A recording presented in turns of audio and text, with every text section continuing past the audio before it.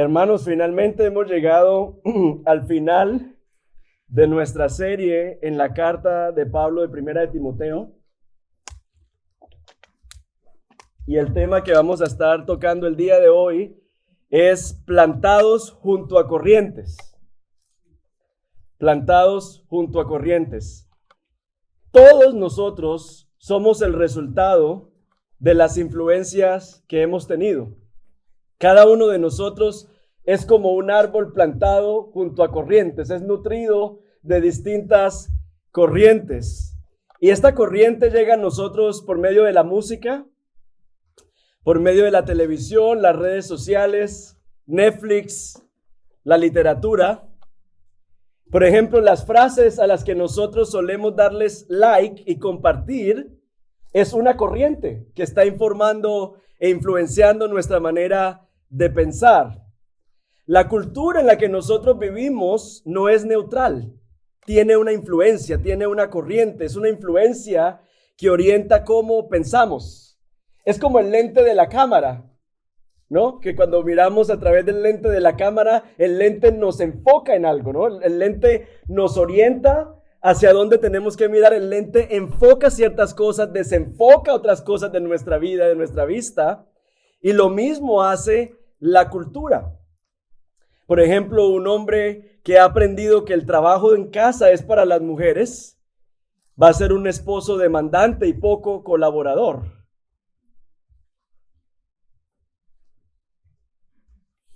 Es por la cultura. La cultura es tan poderosa que aquí un hombre que lleva un coche de bebé es normal. En Colombia lo miran con sospecha.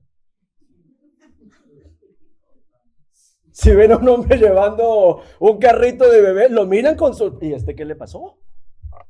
Y ese es el choque cultural cuando llegamos acá. Pero mire, ¿por qué allá se ve de cierta manera y aquí el poder de la cultura?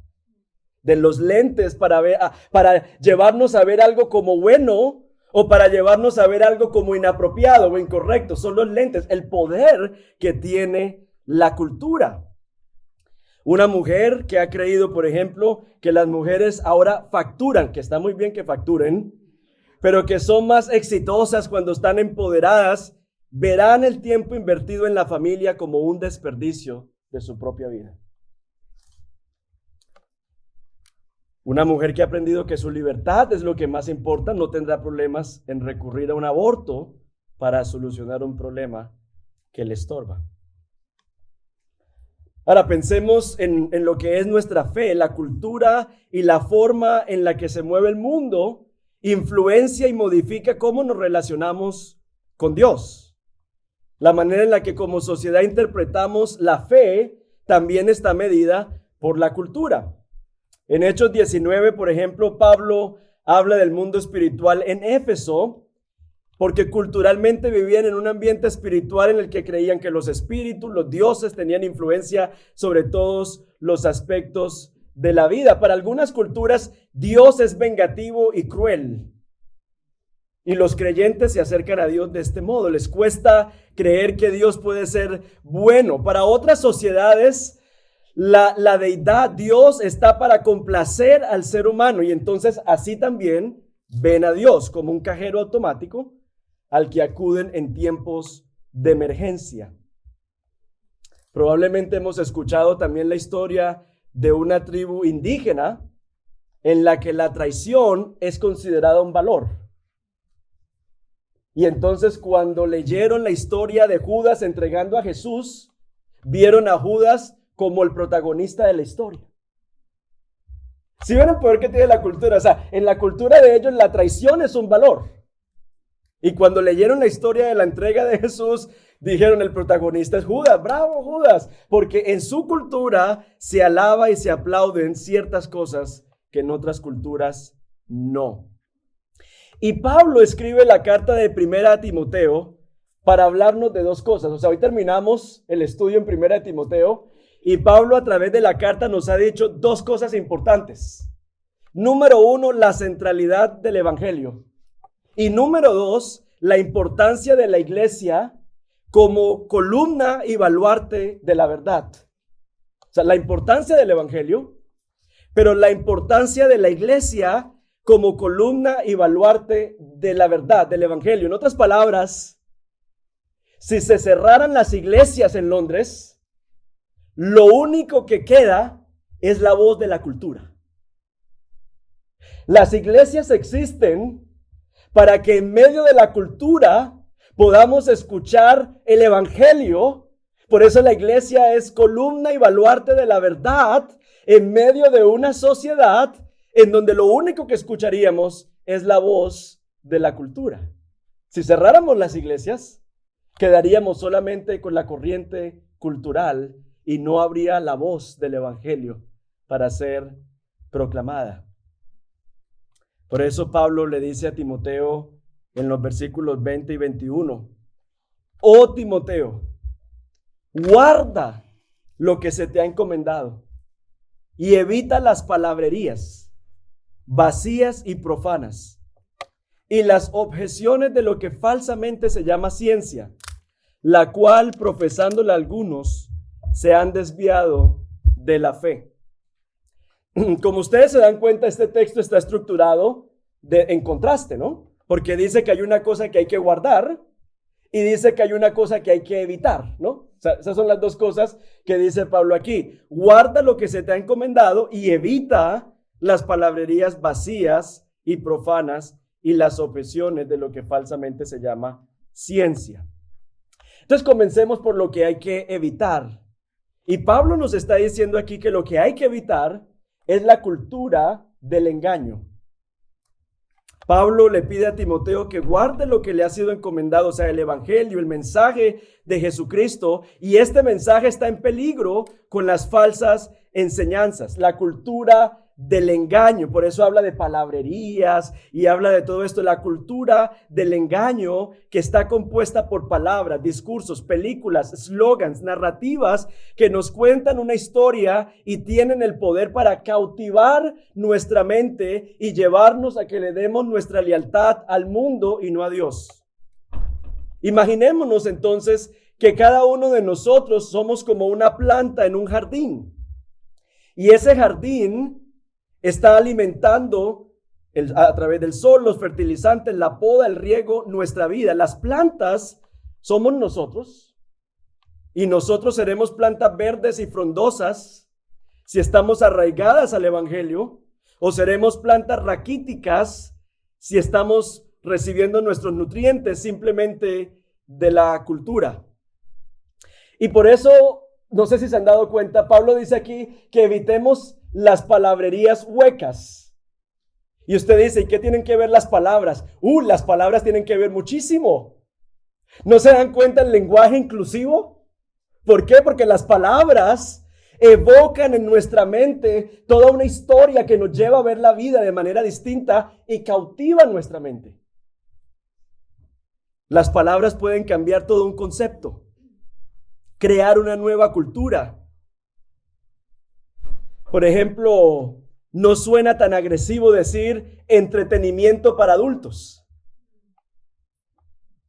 ¿cierto? En vez de decir pornografía, llamémosle entretenimiento para adultos. Inmediatamente, ¿sí se la pillan? Inmediatamente el cambio de palabras me lleva a ver algo que antes lo veía como moralmente inapropiado, como entretenimiento. Voy a cine, voy a tomarme un café, eso es entretenimiento, voy a jugar tal cosa, eso es de entretenimiento, y ver porno también es entretenimiento.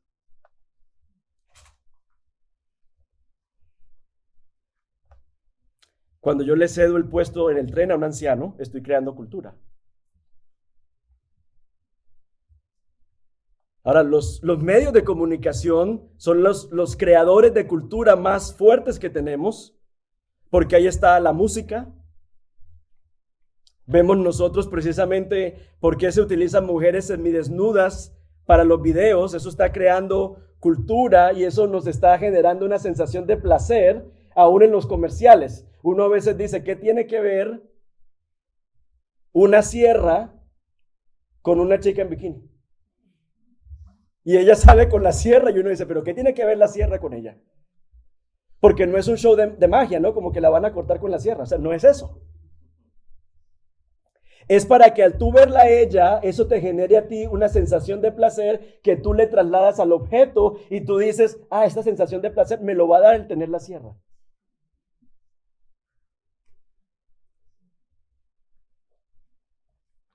Por eso no somos tan neutrales. Nuestra cultura es poderosa para disipularnos. Tiene la capacidad de modificar cómo pensamos, cómo actuamos. Y esta es una cultura del engaño, pero no es una cultura nueva. La cultura del engaño se inauguró en el jardín del Edén cuando Dios dijo algo y Satanás cuestionó lo que Dios dijo. Miren, Dios usó las palabras para poner límites que eran buenos y saludables para la humanidad. Pero el tentador usó las mismas palabras de Dios y las distorsionó. Y sin darse cuenta, Adán y Eva se creó una cultura del engaño. De un momento a otro, la primera pareja, estando en el Edén, en donde todo está provisto, árboles, tienen todo lo que necesitan para vivir, de un momento a otro, a través de la distorsión de las palabras con que Dios os ha dicho, Adán y Eva comenzaron a verse como víctimas en las manos de un Dios egoísta que no quiere darles el 1% de los árboles que se reservó para sí. ¿Sí se dan cuenta? Las palabras inmediatamente cambiaron la percepción de Dios. En vez de decir, uy, qué generoso es Dios. Nos puso en el Edén, nos ha dado todo esto que tenemos que no merecemos, nos ha dado agua, nos ha dado alimento. Adán le dio una esposa. Pero de un momento a otro, con la tergiversación de las palabras de la serpiente, inmediatamente el Dios bueno, generoso y bondadoso es visto como un opresor y un agresor que pecaba Adán y Eva, no les permite comerse del árbol, ¿cierto? Del bien, del conocimiento del bien y del mal. ¿Y qué pasó ahí? Palabras. Por eso Pablo está tan interesado en decirle a Timoteo, ojo con las palabras que entran a tu sistema operativo porque te llegan a codificar para que tú veas como bueno lo que es malo y como malo lo que es bueno. Nosotros no somos neutrales frente al poder de la cultura. La mayoría de nosotros está codificado con los códigos de la cultura. No, es que en este tiempo se dice mucho, no, es que ellos son de este tiempo. Cada tiempo tiene sus códigos. Y nosotros comenzamos a ver como apropiado, como normal, lo que nuestra cultura dice que es normal. Miremos frases como estas. La misma mentira del jardín, pero vestida la misma loca con otra ropa. La misma mentira del jardín, pero vestida con otro ropaje. Te lo mereces. No tengo acento español, pero esto en acento español se escucharía exquisito. Te lo mereces, cómpralo así no tengas. ¿Sí? ¿Han escuchado eso? Because you're worth it. Te lo mereces, cómpralo así no tengas, de lo contrario no serás feliz. Y la tarjeta de crédito súper rojo. Sé quién tú eres. Tu identidad depende de lo que tú sientes que eres y nadie externo a ti tiene derecho a opinar, si no te están oprimiendo. Si no te hace feliz, déjalo. Eso se aplica para el marido y para el trabajo. Estas mentiras que encontramos nosotros aquí, lo que hacen es hacer al hombre el centro. Te lo mereces, si no te hace, si no esto y lo otro. La misma situación que vemos en el Edén. ¿Qué pasó en el Edén? Dios era el centro de la creación y de un momento a otro dice, tú serás como Dios. O sea, saquemos a Dios del cuento. Desenfoquemos a Dios del lente de la cámara y pongámonos nosotros en el centro y nuestras emociones y nuestros deseos y nuestros sueños y nuestros anhelos. Todas estas frases hacen lo mismo, sacar a Dios del escenario.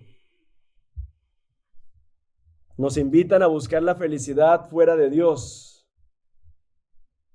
Y en nuestra cultura la felicidad, el logro, el éxito, el reconocimiento, la libertad se han convertido en un ídolo al que hay que complacer a como dé lugar. De hecho, esta cultura del engaño ha impactado la forma en cómo nos relacionamos con la iglesia. Pensar, por ejemplo, que la iglesia existe para hacerme feliz.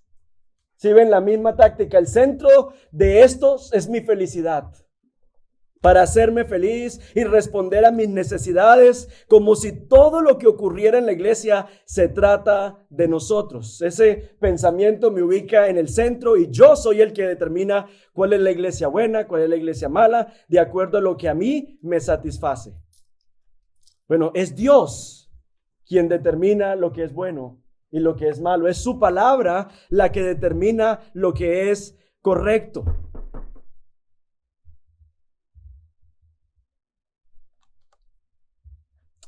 Yo no sé cómo la cultura, hermanos, a ustedes los está influenciando.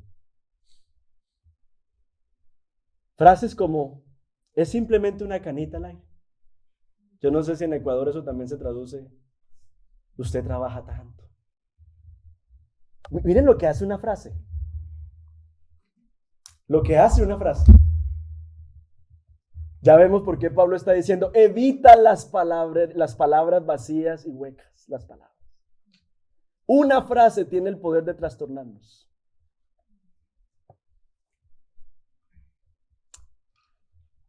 Por eso el Salmo 1 dice, cuán bienaventurado es el hombre que no anda en el consejo de los impíos, ni se detiene en el camino de los pecadores, ni se sienta en la silla de los escarnecedores.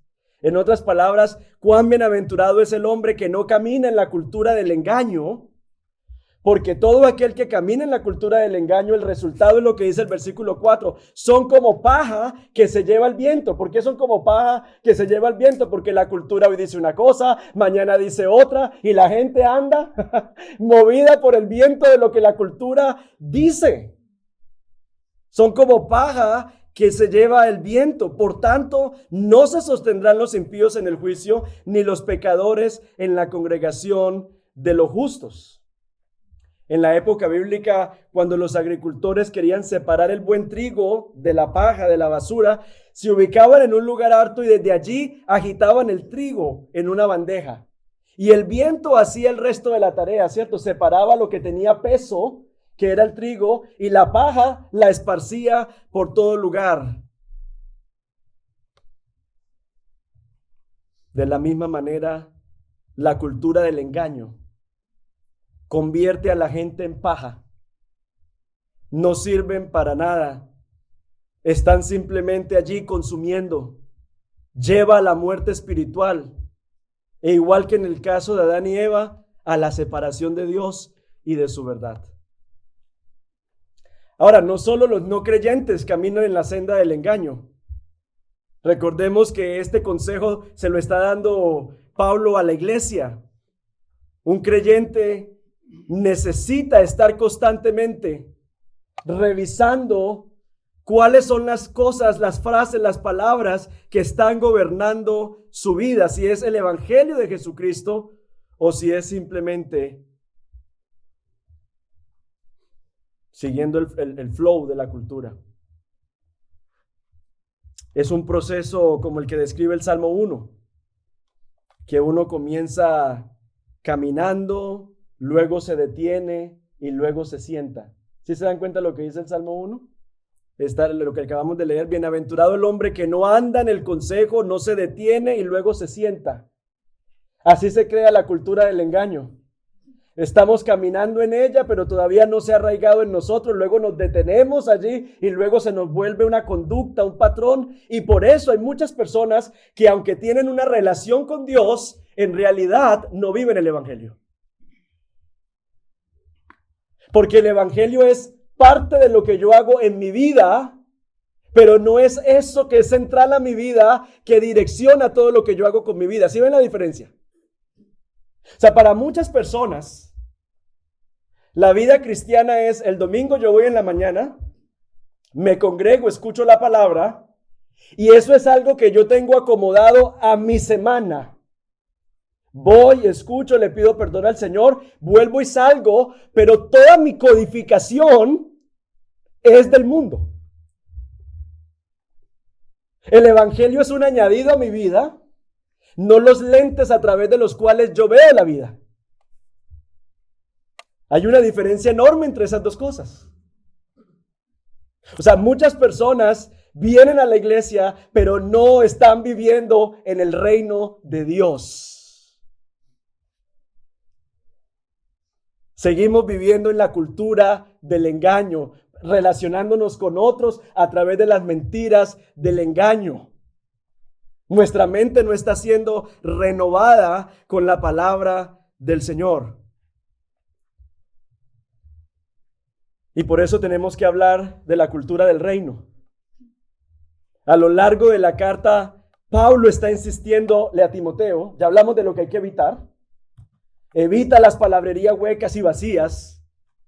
Pero ahora miremos lo otro que dice Pablo, que es lo que hay que guardar. Y Pablo le dice, tienes que guardar lo que se te ha sido encomendado, que es el evangelio. Miren lo que Pablo hace a través de su carta. Dice, detén a otros de enseñar doctrina diferente. Capítulo 1, versículo 3.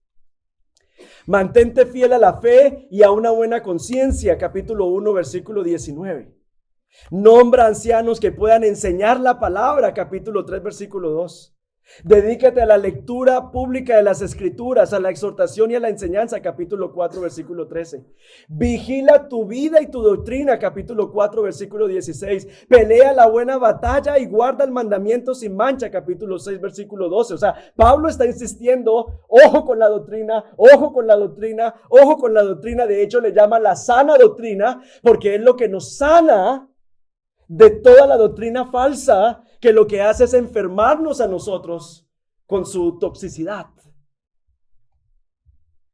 Y Pablo insiste. Y la razón por la que insiste, número uno, es por nuestro propio beneficio. O sea, nosotros estamos en una guerra de palabras que tratan de capturar nuestra mente, para que así lo que llegue a nuestra mente y lo capture, eso va a gobernar nuestras decisiones y nuestras emociones. Y por eso Pablo está diciendo, el principal beneficiado en esto eres tú. Finalmente, a quien quiere conquistar la cultura del engaño es a nosotros. La guerra por la verdad es por nuestras almas. Pero también hay un beneficio en el pueblo de Dios. Si la iglesia pierde del centro a Cristo como el Señor y Salvador, apague y vámonos. Cuando la iglesia abraza el error, Cristo ha dejado de ser su cabeza y la iglesia ha perdido su misión, que es ser columna y baluarte de la verdad. ¿A qué venimos aquí cada 8 días y escuchamos la palabra? Se llama desintoxicación cultural. Purgante cultural. Los que se acuerdan, todavía me acuerdo cuando me tocaba tomarme los purgantes, que ahora no son tan refinados, ¿no? Antes era una cosa que sal de Epsom me daban a mí. Purgante cultural, desintoxicación cultural se llama esto. Venimos saturados de la basura de toda la semana, Instagram, Netflix, todo el bombardeo que tenemos, para que a través de la palabra tú digas, hey, wake up, despiértate tú que duermes. Y date cuenta que el reino de Dios consiste en otra cosa, que Cristo no te redimió para que vivas como el mundo. Que Cristo no te redimió para que sigas la corriente de este mundo. Eso es Efesios capítulo 2. Porque el mundo tiene una corriente. Cristo no te redimió, no dio su vida, no te trasladó al reino de su Hijo para que tú vivas como un inconverso, sino para que ahora tú vivas en novedad de vida. La vida que el evangelio nos permite vivir. Por eso Pablo le dice a Timoteo, guarda tu vida, cuídate de cómo vives y de la doctrina. Guárdate de caer en la cultura del engaño, porque tienes que vivir en la cultura del reino. Y en la cultura del reino, Jesucristo es el centro, no yo. Ahorita estábamos cantando Jesucristo basta. Pero yo no sé, o sea, a veces cantamos mentiras, ¿cierto? Jesucristo basta. Pero en realidad sentimos nosotros que si lo tenemos a Él, lo tenemos todo. y que Él es la perla tan preciosa que hemos recibido, que frente a su valor todo lo demás pierde sentido. Si eso fuese verdad, no estaríamos comparándonos, no estaríamos pensando que todavía necesito hacer esto, aquello, lo otro más, porque así seré feliz. Si se supone que Jesucristo basta. Si se supone que lo mejor Dios nos lo ha dado en Cristo Jesús nuestro Señor, y todo lo demás son añadiduras que Dios en su bondad nos suple, pero que no son el centro.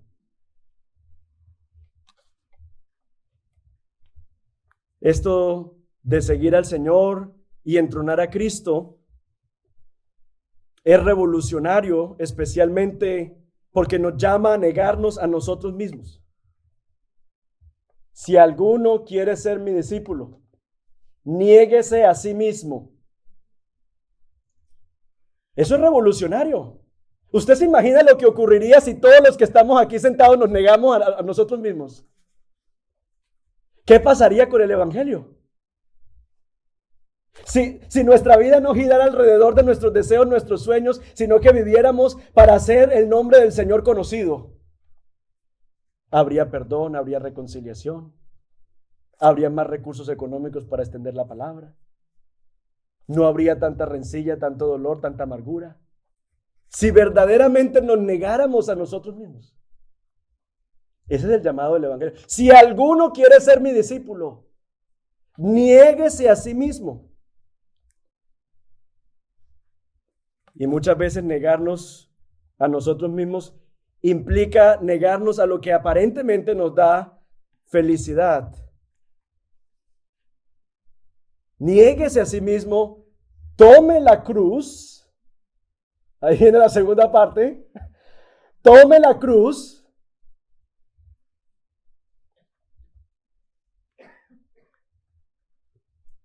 y sígueme.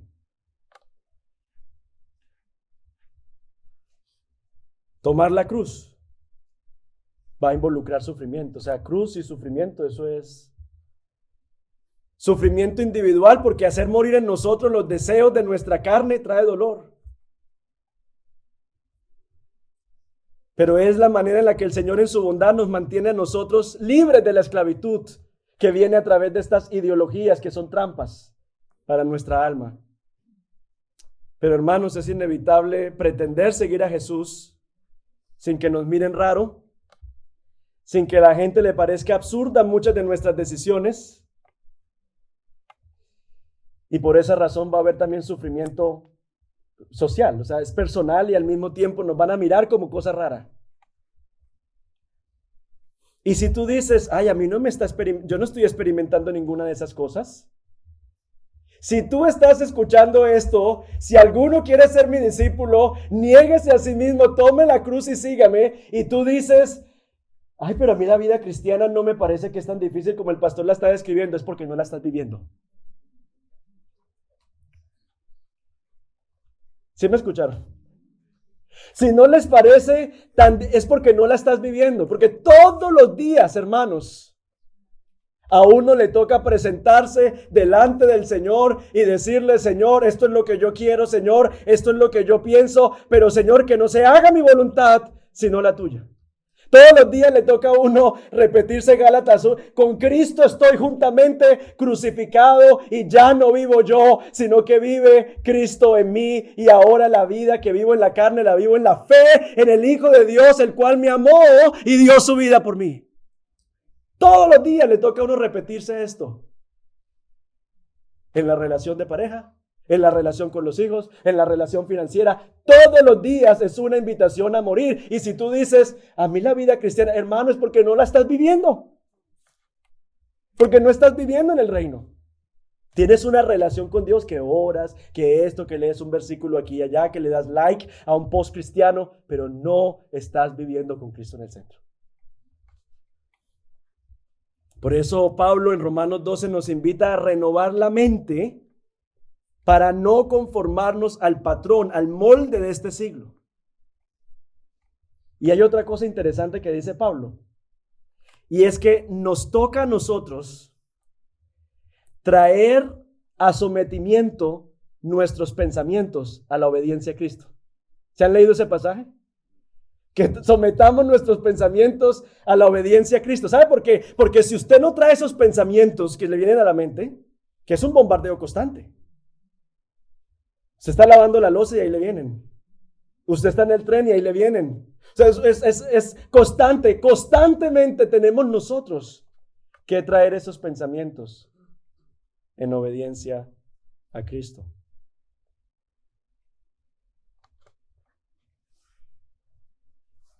Una mente renovada entenderá que el bien y el mal lo determina Dios y su palabra, no mis sentimientos. Una mente renovada centra su valor en la obra de Cristo, no en mi valor propio. Una mente renovada ve la importancia de la comunidad y desecha el individualismo de la cultura. You do you. Sé fiel a tu propia expresión de no sé qué. Y la vida en comunidad, el valor del resto, eso no importa, porque estamos en el tema del individualismo. Todos los libros que venden, Oprah Winfrey o Michelle Obama, todos los libros que venden es, sé tu propia versión, sé no sé qué, o sea, la comunidad, el otro no existe. Mientras que el mensaje del reino es completamente distinto. Es que nosotros vivimos para servir y amar a Dios y al prójimo. Es completamente contracultural a lo que el mundo dice.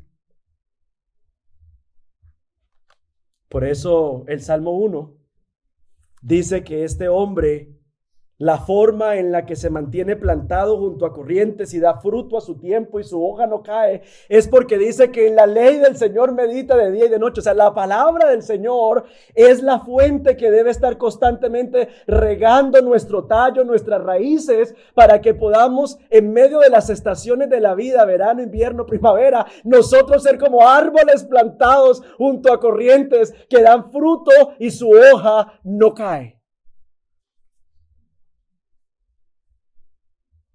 Y yo creo que muchos de aquí somos testimonio de que eso es una verdad.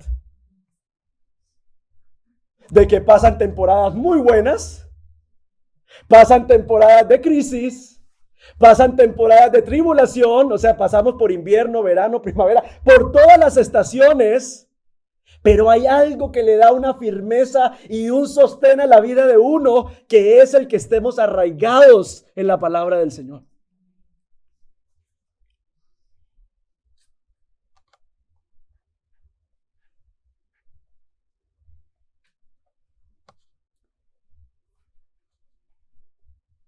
El versículo 21 de este texto dice: la gracia de Dios sea con todos ustedes.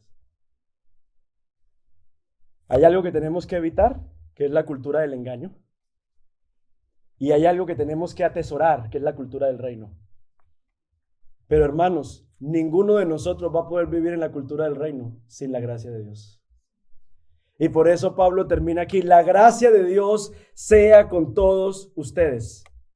Porque necesitamos la gracia de Dios para pelear la buena batalla de la fe. Nosotros no podemos hacerlo por nuestra propia fuerza. Es por su gracia. Y también, hermanos, tenemos que recordar que ya nosotros tenemos la victoria en Cristo Jesús. Nosotros no luchamos por victoria, sino que luchamos desde la victoria que ya Él ganó en la cruz por nosotros. Y por esa razón, si nosotros vivimos, gloria a Dios. Y si morimos, gloria a Dios. En esa victoria, por eso Pablo era una persona difícil de desanimar, ¿no? Porque él decía: si me meten preso, predico el evangelio. Si me dan latigazos, estoy compartiendo los padecimientos de mi Señor. Si sigo aquí, es ganancia porque sigo predicando. Y si me matan, pues lo veo a Él y estoy con Él. Entonces yo me imagino a esa gente rascando: ¿y por dónde agarramos a este man? ¿Cierto? ¿Cómo hacemos para desanimarlo? Pues es que no hay forma, porque el que está sostenido y cimentado en la victoria de Cristo sabe que todas las cosas son ganancias. Todo es ganancia para aquel que está firmemente arraigado en aquel que ya ganó la victoria. La guerra está ganada, hay batallas por librar, pero descansamos en aquel que ha dicho que estará con nosotros hasta el final.